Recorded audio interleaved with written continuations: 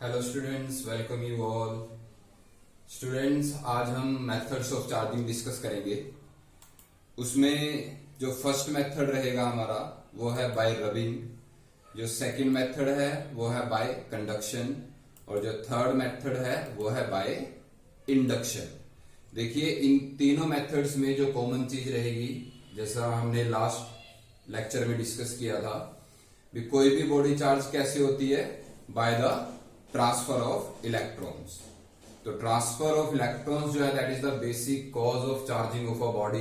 तो इन तीनों मेथड में हम वही डिस्कस करेंगे। चलिए स्टार्ट करते हैं।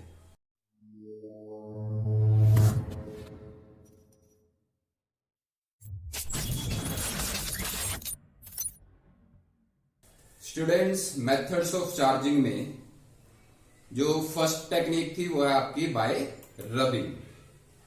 देखिए, रबिंग में जैसा कि मैंने लास्ट टाइम आप लोगों के साथ डिस्कस किया था, भी जब आप एक ग्लास रोड को सिल्क क्लॉथ के साथ रब करोगे तो फ्रिक्शन की प्रेजेंस की वजह से कुछ हीट एनर्जी प्रोड्यूस होगी। वो हीट एनर्जी ग्लास रोड के इलेक्ट्रॉन्स को रिमूव करके कहां ट्रांसफर कर देगी, सिल्क क्लॉथ पे। तो जो हमारी ग्लास रोड है वो पॉजिटिवली चार्ज हो जाएगी क्योंकि उसने इलेक्ट्रॉन्स को रिमूव किया है, और जो सिल्क क्लॉथ है वो आपका नेगेटिवली चार्ज हो जाएगा क्योंकि उसने इलेक्ट्रॉन्स को गेन किया है। और मैंने आपके साथ ये पॉइंट भी डिस्कस किया था, ये इंसुलेटिंग ऑब्जेक्ट्स है, और इंसुलेटिंग ऑब्जेक्ट में जहां से आप रबिंग करोगे या जहां पर आप चार्ज प्रोड्यूस करोगे वो चार्ज वहीं पर रहेगा, वो पूरी बॉडी के अंदर यूनिफॉर्मली ट्रांसफर नहीं होगा। फॉर एग्जाम्पल मैं आपको एक बार बता देता हूं, ये आपके पास ग्लास रोड है। अगर आपने इस ग्लास रोड के इतने पोर्शन को सिल्क क्लॉथ के साथ रब किया है तो जो चार्ज प्रोड्यूस होगा वो इसी पोर्शन में होगा, वो पूरी ग्लास रोड के ऊपर यूनिफॉर्मली डिस्ट्रीब्यूट नहीं होगा। लेकिन अगर ये कोई कंडक्टिंग रोड होती तो जो पॉजिटिव चार्ज है वो पूरे रोड के ऊपर यूनिफॉर्मली डिस्ट्रीब्यूट हो जाता। तो यहां पर जो अब ये चार्ज प्रोड्यूस हो रहा है, मेथड को हमने देखा आपने कैसे चार्ज को प्रोड्यूस किया, बाय रबिंग और due to the presence of friction. तो यहां जो चार्जिंग किया है, जो इलेक्ट्रिसिटी हमने प्रोड्यूस किया, that is called frictional electricity. इसमें जनरली हम लोग इंसुलेटिंग ऑब्जेक्ट्स को चार्ज करते हैं। किसको चार्ज करते हैं? इंसुलेटिंग ऑब्जेक्ट्स को। और एक बॉडी के ऊपर अगर पॉजिटिव चार्ज डिवेल्प होगा तो दूसरी के ऊपर नेगेटिव चार्ज डिवेल्प होगा। ठीक है, एक और एक्टिविटी की हेल्प से हम लोग इसको समझते हैं। देखिए, अगर आप दो ग्लास रोड लें और दोनों को डिफरेंट सिल्क क्लॉथ्स के साथ आप रब करें, रबिंग के बाद जब आप उन दोनों ग्लास रोड्स को एक दूसरे के पास रखोगे तो क्या होगा बताइए? रिपल्शन होगी दोनों के बीच में, अट्रैक्शन। नो डाउट स्टूडेंट्स, उनके बीच में रिपल्शन होगा। उसकी वजह क्या है? क्योंकि दोनों ग्लास रोड्स जो हैं वो पॉजिटिवली चार्ज हो चुकी हैं और लाइक चार्जेस जो हैं they repel each other. In the similar वे अगर आप ग्लास रोड के पास सिल्क क्लॉथ रख देंगे तो क्या होगा? अब ग्लास रोड जो है वो पॉजिटिवली चार्ज है और सिल्क क्लॉथ आपका क्या है? Negatively charge. तो पॉजिटिव नेगेटिव को क्या करता है? अट्रैक्ट करता है। Unlike charges attract each other, तो ग्लास रोड जो है सिल्क क्लॉथ को अपनी तरफ अट्रैक्ट कर लेगी।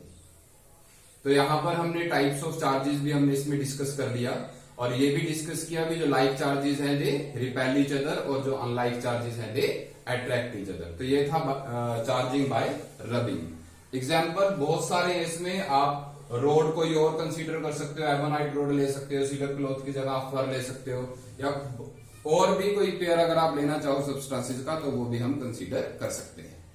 सेकंड जो मेथड है आपके पास वो है बाय कंडक्शन। देखिए, कंडक्शन में हम लोग क्या करते हैं, एक चार्ज्ड बॉडी को दूसरी अनचार्ज्ड बॉडी जिसको आपने चार्ज करना है उसके साथ फिजिकल कांटेक्ट में लेकर आते हैं, टच करेंगे। कोई रबिंग नहीं करनी, जस्ट आपने उसको टच करना है। तो टच करने से क्या होगा, जो आपकी अनचार्ज्ड बॉडी थी वो चार्ज हो जाएगी। तो अब वो कैसे चार्ज होगी, चलिए वो हम डिस्कस करते हैं। तो पहले मैं आपको समझाऊंगा इंसुलेटिंग ऑब्जेक्ट्स के साथ। इंसुलेटिंग ऑब्जेक्ट्स, सपोज कीजिए आपके पास एक नेगेटिवली चार्ज रोड है और एक आपके पिथ बॉल है, पिथ बॉल। तो जब आप इस रोड को इस पिथ बॉल के साथ कांटेक्ट में लेकर आएंगे तो क्या होगा, देखिए नेगेटिव चार्ज का मतलब क्या है, इस रोड के पास एक्सेस इलेक्ट्रॉन्स हैं। जैसे ही ये पिथ बॉल को टच करेगी तो कुछ इलेक्ट्रॉन्स जो है वो पिथ बॉल में ट्रांसफर हो जाएंगे। तो अगर पिथ बॉल पे इलेक्ट्रॉन ट्रांसफर होंगे तो ये बॉल भी क्या हो जाएगी आपकी, नेगेटिवली चार्ज। ये भी नेगेटिव हो चुकी, ये तो पहले ही नेगेटिव थी, अब ये बॉल भी आपकी नेगेटिवली चार्ज हो चुकी है। तो हमें इन दोनों के बीच में क्या देखने को मिलेगा, रिपल्शन। तो यहाँ पर इलेक्ट्रॉन जो है वो इस रोड से इस पिथ बॉल के ऊपर ट्रांसफर हुए। तो आपने देखा, हमने जस्ट इसको टच किया और टच करने से ही आपकी पिथ बॉल जो है वो क्या हो चुकी है, नेगेटिवली चार्ज। तो ये sorry, charging by the conduction. एक और एग्जांपल डिस्कस करते हैं। मान लीजिए पॉजिटिवली चार्ज रोड है आपके पास, इसको आप पिथ बॉल के साथ कांटेक्ट में लेकर आते हो। तो जब आप इसको कांटेक्ट में लेकर आओगे तो क्या होगा, पॉजिटिव चार्ज इस बॉल पे ट्रांसफर हो जाएगा। देखिए स्टूडेंट्स, हम लोग अपने कन्वीनियंस के लिए ये बोल देते हैं कि पॉजिटिव चार्ज ट्रांसफर हो जाएगा, बट मैंने आपको इनिशियली बताया कि actual cause of charging of the body क्या होगा, ट्रांसफर ऑफ इलेक्ट्रॉन्स। तो एक्चुअल में क्या होगा, जो इलेक्ट्रॉन्स है वो पिथ बॉल से इस रोड की तरफ ट्रांसफर होंगे। तो अगर पिथ बॉल से इलेक्ट्रॉन्स इस रोड की तरफ ट्रांसफर होंगे तो इस बॉल के ऊपर कौन सा चार्ज आएगा, पॉजिटिव चार्ज। और ये रोड जो है इसका पॉजिटिव चार्ज थोड़ा कम हो जाएगा, लेकिन ये रहेगी पॉजिटिवली चार्ज ही। अब ये भी पॉजिटिव और बाय कॉन्टेक्ट आपने इसको भी क्या बना दिया, पॉजिटिवली चार्ज। तो अब इन दोनों के बीच में अगेन हमें क्या देखने को मिलेगा, रिपल्शन। देखिए मान लीजिए आपके पास एक चार्ज्ड कंडक्टर है, चार्ज्ड कंडक्टर। सपोज कीजिए इसके ऊपर नेगेटिव चार्ज है। नेगेटिव चार्ज का मतलब क्या है, इसके पास एक्सेस फ्री इलेक्ट्रॉन्स अवेलेबल है। अब ये क्योंकि ये कंडक्टर है तो इसका जो चार्ज है वो यूनिफॉर्मली डिस्ट्रीब्यूटेड होगा पूरे कंडक्टर के ऊपर। आपने क्या किया, आपके पास एक अनचार्ज्ड कंडक्टर था, एक स्फीयर था, बिल्कुल सिमिलर डायमेंशंस का, बिल्कुल ऐसा ही, बस वो अनचार्ज्ड था। तो जब आप उस अनचार्ज्ड कंडक्टर को इसके साथ टच करेंगे, डायमेंशन दोनों की सिमिलर है, मुझसे थोड़ा बिल्कुल सिमिलर नहीं बन पाए, तो आप लोग ये कंसीडर करें कि ये दोनों सिमिलर है। तो डायमेंशनली बोथ आर सेम, ये अनचार्ज था और ये है चार्ज। अब देखिए क्या होगा, ये जो नेगेटिव चार्ज है इस स्फीयर की तरफ, इस अनचार्ज कंडक्टर की तरफ ट्रांसफर होगा। नेगेटिव चार्ज मतलब ये क्या है, एक्सेस फ्री इलेक्ट्रॉन्स। तो इलेक्ट्रॉन्स जो हैं वो इसकी तरफ ट्रांसफर होंगे। क्यों होंगे ट्रांसफर, इसमें हम एक वजह तो ये कह सकते हैं भी, जो इलेक्ट्रॉन्स इसके पास है, एक्सेस इलेक्ट्रॉन्स, उनके बीच में रिपल्सिव फोर्स है। तो वो रिपल्शन की वजह से एक दूसरे को धक्का मार रहे हैं, धकेल रहे हैं, तो कुछ इलेक्ट्रॉन्स जो है वो इधर ट्रांसफर हो जाएंगे। अब क्वेश्चन यहां आता है भी कितने इलेक्ट्रॉन्स ट्रांसफर होंगे, क्या सारे इलेक्ट्रॉन्स चले जाएंगे या आधे इलेक्ट्रॉन जाएंगे या 10% जाएंगे, 20%, 30%, कितने इलेक्ट्रॉन जाएंगे। तो उसके लिए स्टूडेंट्स यहां पर हम थोड़ा सा एक बेसिक आइडिया ले लेते हैं इलेक्ट्रिक पोटेंशियल का। इलेक्ट्रिक पोटेंशियल देखिए, कहते हैं भी जब आप एक चार्ज कंडक्टर को दूसरे आइडेंटिकल अनचार्ज कंडक्टर के साथ for a fraction of time contact में लेकर आते हो, आप टच करें और हटा लें बस। जैसे ही वो कांटेक्ट में आएंगे तो चार्ज जो है वो ट्रांसफर होगा चार्ज कंडक्टर से अनचार्ज कंडक्टर की तरफ। कब तक ट्रांसफर होगा, जब तक दोनों का पोटेंशियल सेम ना हो जाए। क्या सेम ना हो जाए, इलेक्ट्रिक पोटेंशियल। अब यहां पर इन दोनों का इलेक्ट्रिक पोटेंशियल सेम तब होगा जब दोनों का अमाउंट ऑफ चार्ज क्या हो जाएगा, सेम। मतलब अगर इसके पास -10 कूलम चार्ज था सपोज कीजिए, तो आफ्टर कांटेक्ट इसके ऊपर कितना चार्ज आ जाएगा, -5 कूलम, और इसके पास भी कितना चार्ज रह जाएगा, -5 कूलम। जब आप इनको अलग कर देंगे तो अलग करने के बाद हमें क्या देखने को मिलेगा, -5 कूलम चार्ज इसके ऊपर आ चुका है नेगेटिव, और वो चार्ज अगेन यूनिफॉर्मली डिस्ट्रीब्यूट होगा। इंसुलेटर के केस में क्या था, जहां से आपने टच किया वहीं पर चार्ज प्रोड्यूस होता है, लेकिन कंडक्टर में क्या है, जो चार्ज आएगा वो पूरे कंडक्टर के ऊपर यूनिफॉर्मली डिस्ट्रीब्यूट हो जाएगा। तो अब दोनों कंडक्टर्स के ऊपर -5 कूलम और -5 कूलम चार्ज है। तो अगर कंडक्टर आइडेंटिकल है तब तो आप ये भी कह सकते हो both will share their charges till their charges becomes equal. जब तक उनके चार्जेस इक्वल नहीं हो जाते तब तक वो चार्ज को शेयर करते रहेंगे। लेकिन अगर वो आइडेंटिकल नहीं है तब क्या होगा? फॉर एग्जाम्पल मान लीजिए एक कंडक्टर ये है जिसके ऊपर अगेन -10 कूलम चार्ज है और दूसरा जो कंडक्टर था वो इससे थोड़ा छोटा था, ये अनचार्ज है ये आपका कंडक्टर। जब आप इस कंडक्टर को इसके साथ टच करोगे, आपने इसको टच किया और फिर अलग कर लिया, तो अब इसके ऊपर -5 कूलम चार्ज नहीं आएगा। हो सकता है इसके ऊपर जो चार्ज हो वो है -7 कूलम और इसके ऊपर जो चार्ज है वो है -3 कूलम। तो ऐसा मैं क्यों कह रहा हूं, उसको समझने के लिए हमें समझना पड़ेगा इलेक्ट्रिक पोटेंशियल को। देखिए ये दोनों स्फीयर्स चार्ज को तब तक शेयर कर रहे हैं जब तक इन दोनों का पोटेंशियल सेम नहीं हो जाता। चार्ज नहीं, देखिए चार्ज सेम नहीं होगा, क्या सेम होगा? पोटेंशियल। तो इलेक्ट्रिक पोटेंशियल क्या है?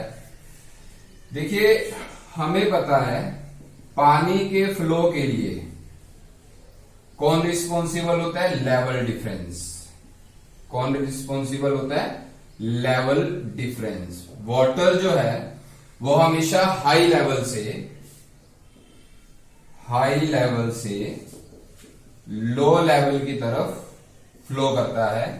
और कब तक फ्लो करता है? जब तक वाटर लेवल जो है वो सेम ना हो जाए। ये हाई लेवल पर है वाटर और इधर लो लेवल पर सपोज कीजिए, तो जो वाटर है वो फ्लो करेगा हाई से लो की तरफ जब तक दोनों तरफ का लेवल सेम ना हो जाए। क्लियर है पॉइंट? तो अब जो काम वाटर के लिए लेवल कर रहा है वही काम चार्ज के लिए पोटेंशियल करेगा। जो काम वाटर के लिए लेवल ने किया वही काम चार्ज के लिए कौन कर रहा है? पोटेंशियल। अब मैं यहां पर बात कर रहा हूं पॉजिटिव चार्ज की। पहले देखिए पॉजिटिव चार्ज जो है वो जैसे वाटर हाई लेवल से लो लेवल चलता है, ऐसे पॉजिटिव चार्ज जो है it can flow from high potential to low potential. कहां से कहां मूव करता है? High potential to low potential. और अगर मैं नेगेटिव चार्ज की बात करूं तो वो कहां से कहां चलता है? वो अपोजिट हो जाएगा, low potential to high potential. कहां से कहां चलता है? लो पोटेंशियल से हाई पोटेंशियल की तरफ। अब इसमें समझते हैं हम कैसे चार्ज ट्रांसफर हुआ। स्टूडेंट्स ध्यान दें, इलेक्ट्रिक पोटेंशियल वही काम कर रहा है चार्ज के फ्लो के लिए जो लेवल करता है वाटर फ्लो के लिए। ठीक है, तो सपोज करते हैं हमारे पास एक कंटेनर है और एक और कंटेनर हम यहां पर बना लेते हैं। इसमें हमने कुछ पानी भर दिया।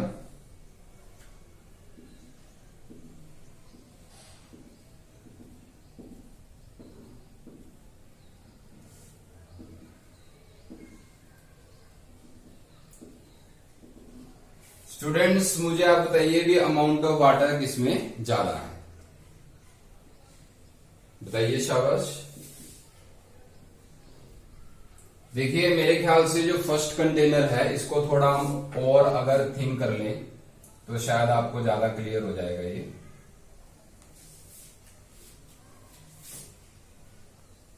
अब बताइए किसमें अमाउंट ऑफ वाटर ज्यादा है? तो अब ये क्लियर है, अभी अमाउंट ऑफ वाटर किसमें ज्यादा है? फर्स्ट कंटेनर में। और इसमें अमाउंट ऑफ वाटर क्या है? कम।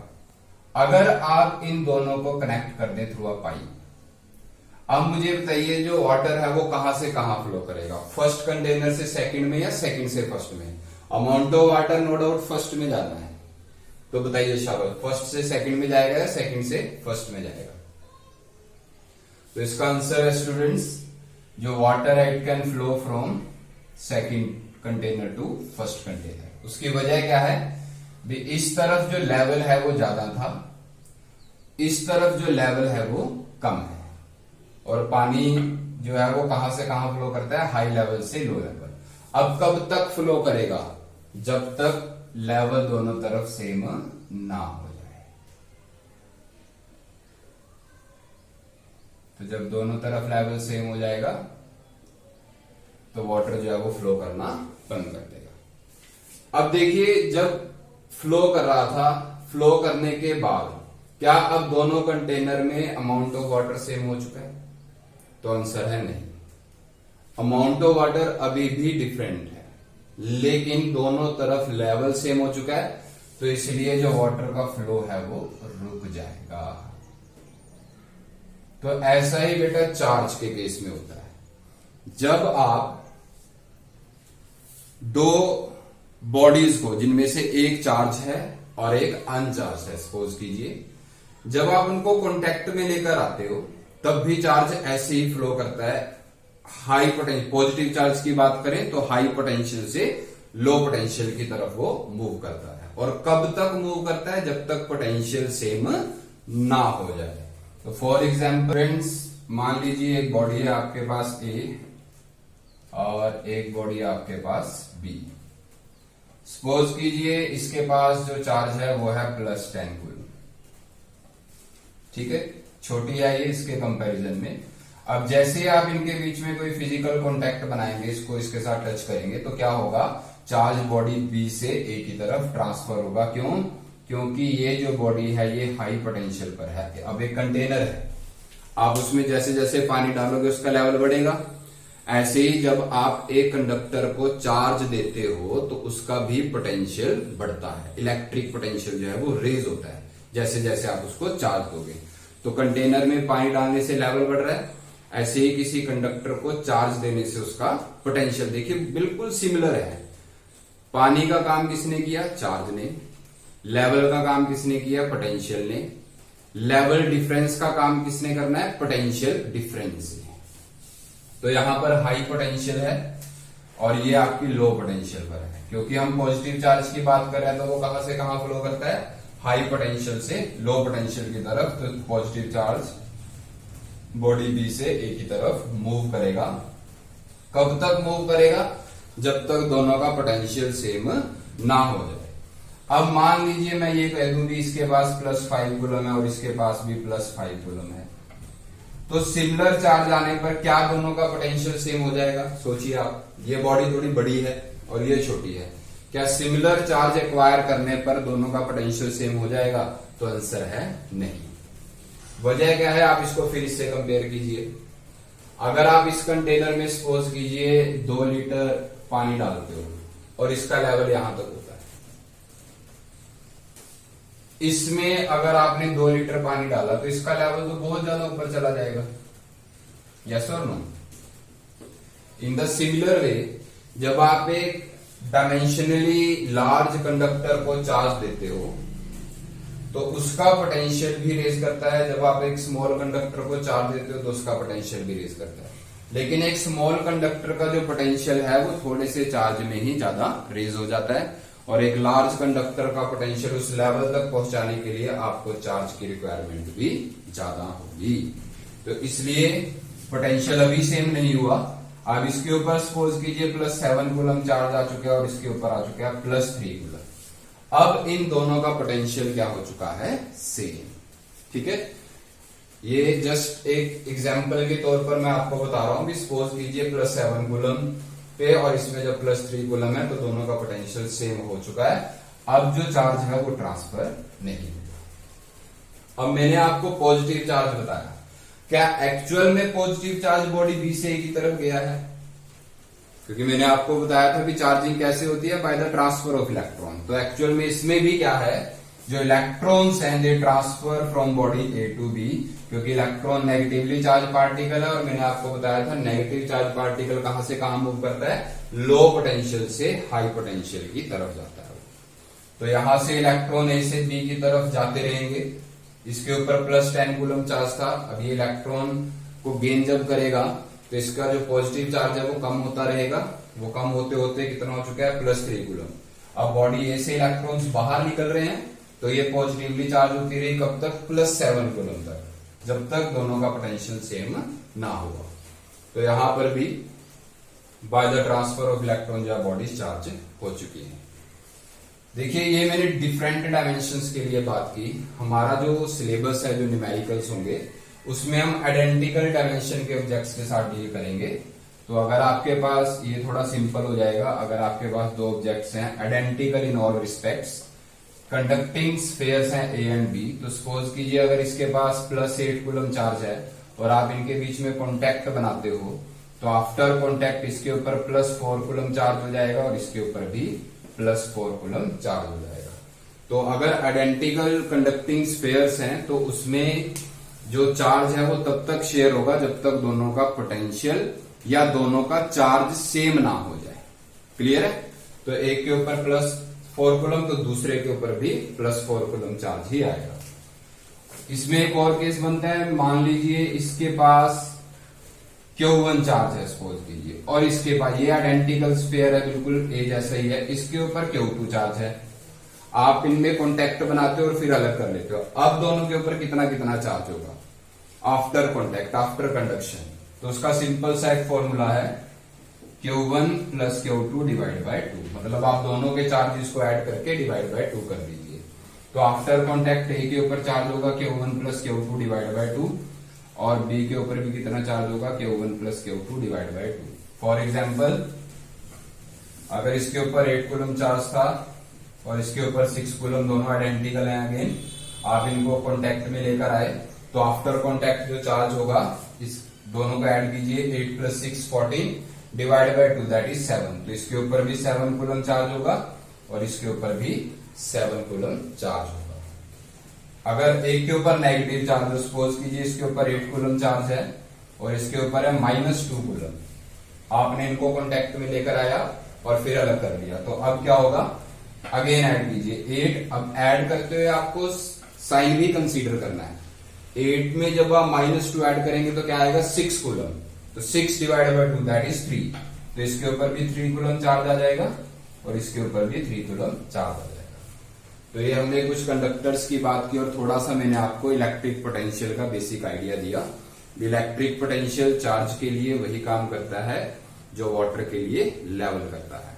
जैसे जैसे आप एक कंटेनर में सपोज कीजिए वाटर डालते हैं तो उसका लेवल बढ़ता है, वाटर लेवल। ऐसे ही जब हम एक कंडक्टर को चार्ज देते हैं तो उसका पोटेंशियल बढ़ता है। जितना ज्यादा चार्ज आप उसको दोगे उतना ही ज्यादा उसका पोटेंशियल होगा। पॉजिटिव चार्ज दिया है तो पॉजिटिव पोटेंशियल होगा, अगर नेगेटिव चार्ज दिया है तो नेगेटिव पोटेंशियल होगा। क्लियर है? ये समझ आ गया बच्चों आप लोगों को? तो एक बार देखते हैं, मैंने कंडक्टर्स के लिए इसको डिफाइन किया था। When an uncharged conductor is brought in contact with a charged conductor, then both will share their charges till their potentials becomes equal, and uncharged conductor acquires similar charge as that of the charged conductor। अगर इसके पास positive है तो दूसरे conductor के पास भी positive charge ही आएगा, अगर negative था तो नेगेटिव आएगा। क्लियर है स्टूडेंट्स? ये वेरी गुड। अब नेक्स्ट जो मेथड है आपका वो है इंडक्शन। तो कंडक्शन में आपने देखा कंडक्टिंग ऑब्जेक्ट्स को भी चार्ज कर सकते हैं। कंडक्टर वाला जो पार्ट है वो थोड़ा ज्यादा इंपॉर्टेंट रहेगा, क्योंकि कुछ न्यूमेरिकल्स में ऐसा करते हैं कि आपके पास 2 स्फीयर्स होंगे और आप एक थर्ड स्फीयर को लेकर आएंगे, उसको ए के साथ टच करेंगे और फिर बी के साथ और फिर उसको लेकर चलिए मैं वो भी थोड़ा डिस्कस करता हूँ आपके साथ। सपोज कीजिए आपके पास एक स्फीयर है ए, उसके पास Q1 चार्ज था। एक स्फीयर है बी, सपोज उसके पास Q2 चार्ज था, और एक स्फीयर है सी। तीनों आइडेंटिकल हैं और ये अनचार्ज है, कंडक्टिंग स्फीयर्स है। आपने क्या किया, सी स्फीयर को पहले ए के साथ टच किया, फिर सी को बी के साथ टच किया और फिर आप इसको अलग ले गए। तो मुझे बताइए अब ए और बी के ऊपर कितना चार्ज है। चलिए इसको समझते हैं। जब आप सी को ए के साथ टच करेंगे तो दोनों के ऊपर कितना चार्ज आ जाएगा, both will share their charges till their potentials become equal. अब क्योंकि आइडेंटिकल हैं तो ये तब तक शेयर करेंगे चार्ज को जब तक दोनों का चार्ज भी सेम ना हो जाए। तो यहाँ पर मैंने आपको एक सिंपल सी टेक्निक बताई थी, Q1 + Q2 डिवाइड बाय 2। तो इसका चार्ज है Q1 और इसका चार्ज तो 0 है, अनचार्ज है ये। तो कितना चार्ज आ गया Q1/2। तो इसके ऊपर Q1/2 और इसके ऊपर भी Q1/2। अब आपने इससे हटाया और इसको इसके साथ टच किया तो फिर से शेयरिंग होगी चार्जेस की, जब तक दोनों का चार्ज सेम नहीं हो जाता। अब इसका चार्ज कितना है Q1/2 और इसका कितना है Q2, डिवाइड बाय 2 कर देंगे तो ये कितना हो जाएगा Q1 + 2 Q2 डिवाइड बाय 4। तो अब इसके ऊपर कितना चार्ज आ चुका है Q1 + 2 Q2 डिवाइड बाय 4। तो आफ्टर कॉन्टैक्ट आप देखिए ए और बी के ऊपर कितना चार्ज है Q1/2 और Q1 + 2 Q2 divide by 4। Is that clear? तो ये कॉन्सेप्ट जो है वो न्यूमेरिकल्स में यूज होगा। स्टूडेंट्स, इसका जो थर्ड टेक्निक है बाय इंडक्शन वो हम नेक्स्ट लेक्चर में डिस्कस करेंगे। Thank you, thanks for watching this video. Like, share and subscribe my channel. Thank you.